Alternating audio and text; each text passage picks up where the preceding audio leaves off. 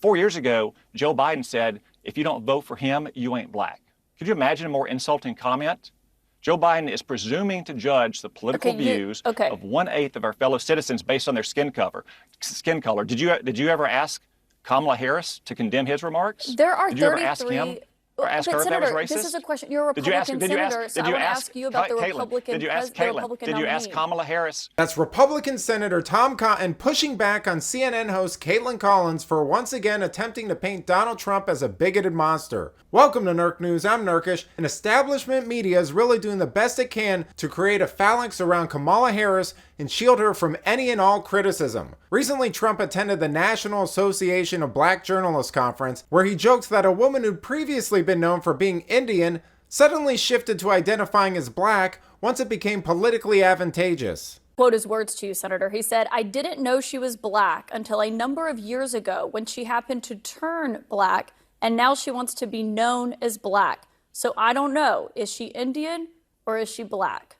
You can defend those comments tonight? And he also said either is fine, both is fine. He loves African Americans, he loves Indian Americans, he loves all Americans.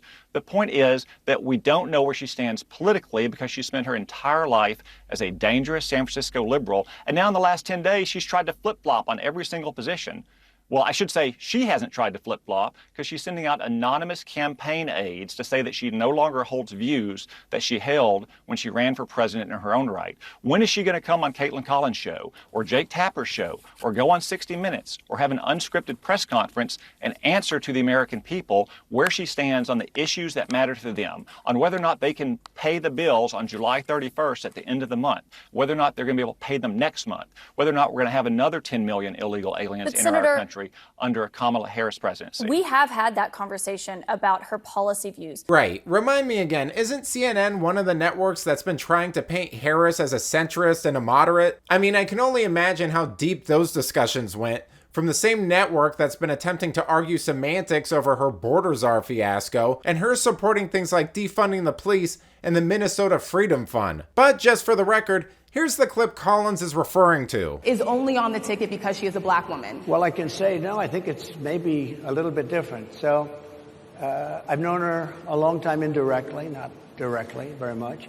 And she was always of Indian heritage, and she was only promoting Indian heritage. I didn't know she was black until a number of years ago when she happened to turn black, and now she wants to be known as black. So I don't know, is she Indian or is she black? She is always identified as a black woman. She went to a historically black college. I respect either one, but she obviously doesn't, because she was Indian all the way, and then all of a sudden she made a turn and she became a black person. Just to be clear, sir, do you believe that she is... I think somebody should look into that too when you ask. Yeah, notice how the audience was laughing there? It's because minorities have been pandered to by liberals for decades, and they know exactly what Trump is talking about. Is Kamala part black? Sure. Her father was Jamaican. That's not really the issue here. The issue is that she's being disingenuous and attempting to leverage that for political gain while pretending it's similar to the experience of being black in America. I mean, we just saw this when she recently pulled a Hillary and attempted to code switch into a new accent during one of her speeches. And like Hillary, she also had a ridiculous interview where she was pandering to the host of The Breakfast Club. But how does her changing her views on her policy justify having the Republican nominee questioning her race? Does that increase or decrease your party's chances of winning in November? Well, Caitlin, you haven't had that conversation with Kamala Harris because she's been hiding out. I want to have this conversation with you, Senator. Just like Joe Biden hid out before her.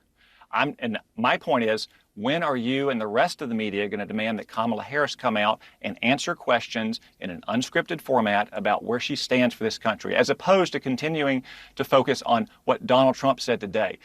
4 years ago, Joe Biden said, if you don't vote for him, you ain't black. Could you imagine a more insulting comment? Joe Biden is presuming to judge the political views of 1/8 of our fellow citizens based on their skin color. Did you ever ask Kamala Harris to condemn his remarks? There are Did you ever ask him or ask her if that was racist? This is a question. You're a Republican senator, so I want to ask you about the Republican nominee. Did you ask Kamala Harris? Caitlin, did you ask Kamala Harris why she's willing to serve as vice president for a man she essentially called racist and a segregationist?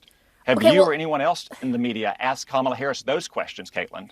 Senator, trust me, I covered the Biden-Harris White House. We obviously have asked for her to come on. You know, this is such an insane attack from a party that celebrates Black American culture and relentlessly tells us how proud they should be of their unique heritage. The same party that cries about cultural appropriation doesn't see an issue with a candidate that has an Indian mother and Jamaican father who predominantly identified as being Indian, suddenly switching to being identified as Black in the new post-BLM political climate. They don't see how that could be viewed as political pandering and a bit concerning to some people, particularly in the Black community. I mean, after all, the appeal of a candidate like that is supposed to be that they can relate to your lived experiences and concerns as a voting bloc. Which, call me crazy, but I don't think that seems to be the case here. But let me know what you think. Does Trump have a point, or was he out of line? Let me know in the comments, and if you enjoyed this video, please give it a like and subscribe to the channel. That stuff really does help us out. Until then, this has been Nerk News. Thanks for watching. Bye!